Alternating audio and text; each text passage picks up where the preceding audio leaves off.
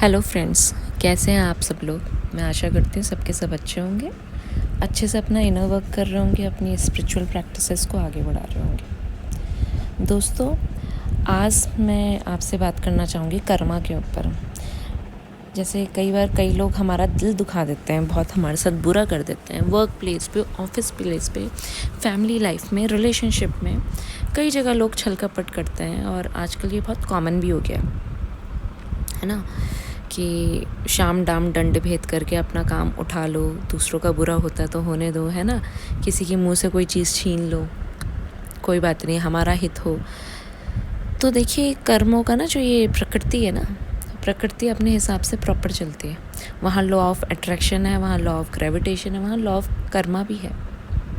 और वो कर्म अपने हिसाब से, प्रिंसिपल अपने हिसाब से प्ले करता है। आपको कर्मों का, हम सब ने अपने जीवन में कहीं ना कहीं ये फील किया है, आपको किसी से बदला लेने की ज़रूरत नहीं पड़ती है।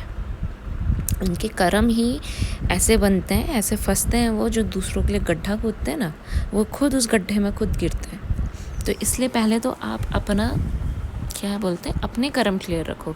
खुद से किसी का बुरा मत करो। हो गई है गलती, माफ़ी मांगिए। वो ज़िंदा है तो उनसे मांगिए, वो ज़िंदा नहीं है तो अपने प्रभु से मांगिए। आप कांटेक्ट नहीं कर सकते तो मेडिटेशन में बैठिए, मेडिटेशन में मांगिए। अपने आप को भी माफ़ कीजिए, अगले से भी माफ़ कीजिए।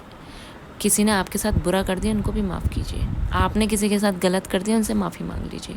क्योंकि फिर ये कर्मों का जो सिद्धांत है, ये नहीं छोड़ता आपको। ये अगर आपने किसी को 10% दुख दिया है ना, तो रिटर्न के साथ, इंटरेस्ट के साथ आता है। अब हम सोचेंगे हमने अभी किया, अभी कुछ नहीं हुआ, दिख नहीं रहा, संचित हो गए वो कर्म, अभी नहीं आए, कुछ टाइम बाद आएंगे। तो कर्म भी 3 तरह के होते हैं: प्रारब्ध, संचित और चलायमान कर्म। चलायमान कर्म वो हैं जो आप प्रेजेंट में अभी कर रहे हो, क्या सोच रहे हो। और कर्म भी हम मन, बुद्धि, वचन तीनों तरीके से कर रहे हैं। कई लोग इतना कड़वा बोल देते हैं कि उनको और कुछ बोलने की ज़रूरत नहीं, उनकी वाणी से ही लोगों का इतना पेन होता है जिसकी कोई हद नहीं है। वाणी से घाट करते हैं, सोचते हैं कि इसका बुरा कर दूंगा, इसका बुरा कर दूंगा, है ना। और कर्म तो चलो आप कर ही रहे हो, तो 3 तरीक़ों से आप गलत कर रहे हो: मन, क्रम, वचन, वाणी द्वारा। और चलित कर्म, जो चलित में आप कर रहे हो किसी के साथ, ये अच्छा भी कर रहे हो, वो भी इंटरेस्ट के साथ वापस आता है, बुरा भी कर रहे हो, वो भी इंटरेस्ट के साथ वापस आता है, ठीक है ना। तो ये हो गया चलित। अब संचित क्या हो गया कि जो आप गलत कर रहे हो, करते जा रहे हो, वो एकदम से आपको दंड नहीं मिला, वो जमा हो गया। आपकी पोटरी लेके घूम रहे हो आप, अपनी इतनी भारी भारी पोटरियाँ लेके घूम रहे हो, तो वो संचित हो गए।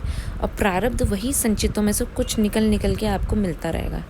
जैसे बोलते हैं ना कि अब हमने इस अर्थली प्लेन में जन्म लिया है दोस्तों, तो किसी न किसी कर्मा के कारण लिया है। कुछ ना कुछ हमें मेजर लेसन्स लेने थे इस जीवन में, इसलिए हमने जन्म लिया है। तो वो कर्म आप देखोगे, फटफट आपकी लाइफ में कोई आएगा, फटफट वो क्लियरेंस हुआ, अच्छा हुआ, बुरा हुआ, फिर एकदम से वो निकल गए, फिर दूसरे लोग आ गए।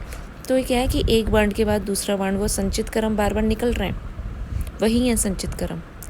और वही जो निकल रहा है वो प्रारब्ध बन रहा है कि एक घटना लिखी हुई थी, किसी के साथ आपने बहुत इंटेंशली अच्छा सोचा था, लेकिन हुआ बुरा ही, मतलब जो आपने सोचा था एकदम अनएक्सपेक्टेड हुआ, तो वो प्रारब्ध के रूप में आया आपकी लाइफ में, ठीक है ना दोस्तों। तो ये तो 3 तरीके से हो गया: प्रारब्ध, संचित एंड चलायमान कर्म। अब कर्मों का फल की भी 3 गति होती है। एक तो आपको इमीडिएट मिल जाता है, एक मध्यम रूप में मिलता है, और एक बहुत समय बाद मिलते हैं। इमीडिएट, जैसा आपने कभी किसी का बुरा किया, 2 कदम आप आगे चले, आपका पैर मुड़ गया। जैसे आपने किसी को गिराया था, वैसे 1 हफ्ते बाद आप भी गिर गए, आपकी भी वैसी ही चोट लग गई। ये हो गया इमीडिएट कर्म। मध्यम की कुछ किया, कुछ समय लगा, कुछ समय बाद वही चीज़ घूम के आपके पास आ गई, वो मध्यम कर्म हो गया। और जो लास्ट है वो है, क्या है, जो बहुत लेट मिलता है, दीर्घ। उसमें क्या है, कई बार आपने किया, सालों बीत गए, उनमें से जिस इंसान के साथ किया उसमें से एक मर गया या आप ही मर गए, आपने कॉस्ट्यूम चेंज कर ली। अब जब दूसरी बार वो आदमी मिलेगा या औरत मिलेगी, तो आपको बिना मतलब से ही उनसे जलन होगी। समझ में नहीं आएगा क्यों हो रही है, क्योंकि बॉडी ने तो शक्ल बदल दी। आत्मा को तो पता है कि दुश्मन था, दुश्मन थी, वो तो बदला लेने के लिए आए, कर्मों को डिसॉल्व करने के लिए आए। तो फिर जब वो एक जन्म निकल के वो कर्म वापस आता है ना, समझना बहुत मुश्किल हो जाता है कि सामने वाला ऐसा क्यों कर रहा है या कर रही है। इसलिए बोलते हैं कि कर्मों का फल तो भाई हर किसी को भोगना पड़ता है। तो प्लीज़ आप अपने कर्मों के लिए बहुत ज़्यादा स्ट्रॉन्ग हो जाएं, सचेत होकर कर्म करें। कभी भी किसी आत्मा का दिल ना दुखाएं। आपके कारण आप किसी को सुख दोगे ना, तो वो 10 टाइम्स 100 टाइम्स मल्टीप्लाई होकर आपकी लाइफ में आएगा। किसी की लाइफ में बहुत ज़्यादा फाइनेंशियल अबंडेंस है, किसी की लाइफ में इतना पढ़ा लिखा होने के 10 कोर्स करने के बाद भी कुछ नहीं मिल रहा। कर्म ही तो है, ये कर्म है, ये सब घूम फिर के आते हैं वापस। आपका भाग्य, आपकी कहाँ शादी होनी है, कहाँ आप पैदा होंगे, कहाँ आप मरोगे, आपके कितने बच्चे होंगे, ये भी सब कर्मों में ही लिखा हुआ है।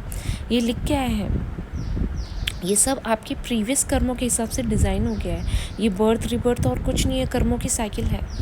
तो अब हम जो पिछला हम कर चुके हैं उसके लिए हम माफ़ी मांग सकते हैं, गॉड की शरण में आ सकते हैं, उसको मिटा नहीं सकते। हाँ, गॉड की शरण में आ जाओगे तो वो मिट जाएंगी चीज़ें, या फिर इतने जल्दी क्लियर होंगी कि आप अपने प्रारब्ध से मुक्त हो जाओगे। और बिना कर्मों के तो कोई आप एक ब्रेथ भी नहीं ले सकते हो इस संसार में। सब कुछ ना कुछ ऋण के कारण ही यहाँ है, ठीक है ना। अब आप कहेंगे कि मैंने कहा जैसे स्पाउस का खाना भी आपके कर्मों के हिसाब से ही बंधा हुआ है। तो कोई आपको, जैसे बच्चा ही आ गया, चलो बच्चा पैदा हुआ, उसको देखते ही आपके मन में इतना प्रेम उमड़ रहा है। और कई बार होता है माताओं को भी, मतलब बहुत कम होता है लेकिन ये बात होती है कि देख के ही जलन होती है, बिना कोई रीज़न से जलन होती है। वो सब कर्म है। कोई बच्चा पैदा होते ही या अंत तक, आपके बुढ़ापे तक भी सिर्फ आपको सुख ही सुख दे रहा है। और कोई बच्चा पैदा होते बुढ़ापे तक भी उसके कारण आपको कभी सुख मिला ही नहीं, हर तरह से हानि ही हुई है।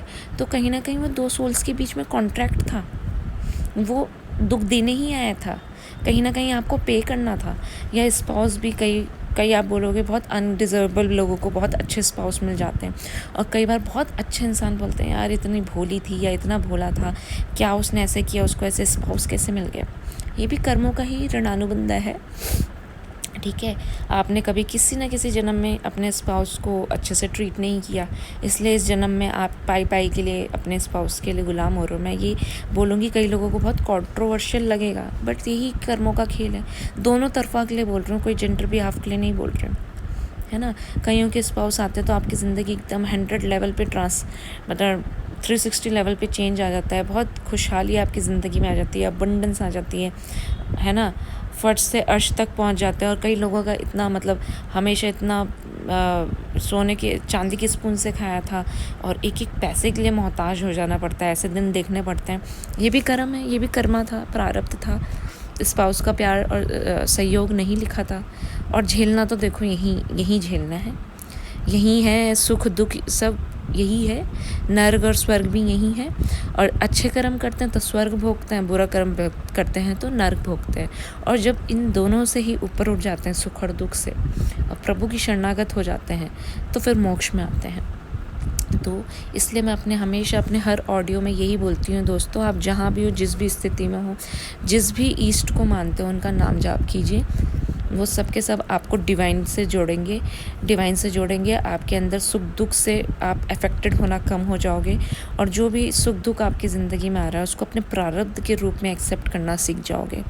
और जब आप अनअफेक्टेड होने लग जाओगे तो आप एक डिवाइन पुरुष के रूप में आने लगोगे। तब आपने संतत्व और एक अलग ही तेज आने लगेगा, ठीक है। और तब आप मुक्ति की तरफ जाओगे। तब वो आप अपना भगवान पे छोड़ दीजिए कि भगवान आपको कैसे मुक्त करता है, ठीक है। एक और बात दोस्तों मैं क्लियर करना चाहूँगी, मैं अपने यूट्यूब चैनल पे चाहती हूँ जितने भी लोग मेरे से जुड़े हैं वो एक अच्छे तरीके से अपनी लाइफ में, स्पिरिचुअल लाइफ में गेन करें और एनलाइटमेंट की तरफ जाएं, ये फालतू की ट्रैप्स में ना फंसे, है ना। तो मैं बोलती हूँ आप मंत्र जाप कीजिए। तो मंत्र जाप करने से बहुत सारी चीज़ें ठीक होती हैं। तो जब हम मंत्र जाप करते हैं ना, तो प्रारब्ध की जितनी भी बोरियाँ हैं वो उन पे आग लगती है। अब प्रारब्ध में अगर आपको 10 जन्म में इतना भोगना था तो क्या होगा, जल्दी उसमें बोरियों में आग लगेगी, तो जल्दी आपकी लाइफ में बुरी चीज़ें होने लग जाएंगी। इससे घबराना नहीं है, वो पीछे की बोरी जल रही है। अपने आप मंत्र जाप नहीं छोड़ना है, प्रभु की शरण में रहना नहीं छोड़ना कि प्रभु तो हमारा भला ही नहीं कर रहे हैं और जो मज़े कर रहे हैं उनका भला हो रहा है और हम पूजा कर रहे हैं हमारा बुरा हो रहा है। या फिर जब आप मंत्र जाप कर रहे हैं, आपके प्रारब्ध में बहुत आपको अबंडेंस लिखी थी, एकदम से आपका काम बनने लग गई, जॉब होने लग गई, तो उसमें भी बहुत ज़्यादा भोग विलास में पड़ के उन्हीं सब चीज़ों में नहीं रह जाना, एकदम तटस्थ रहना है और अपनी भक्ति आगे बढ़ानी है। आई होप आपको मेरी ऑडियो पसंद आई हो. Please like and share and subscribe. Thank you very much.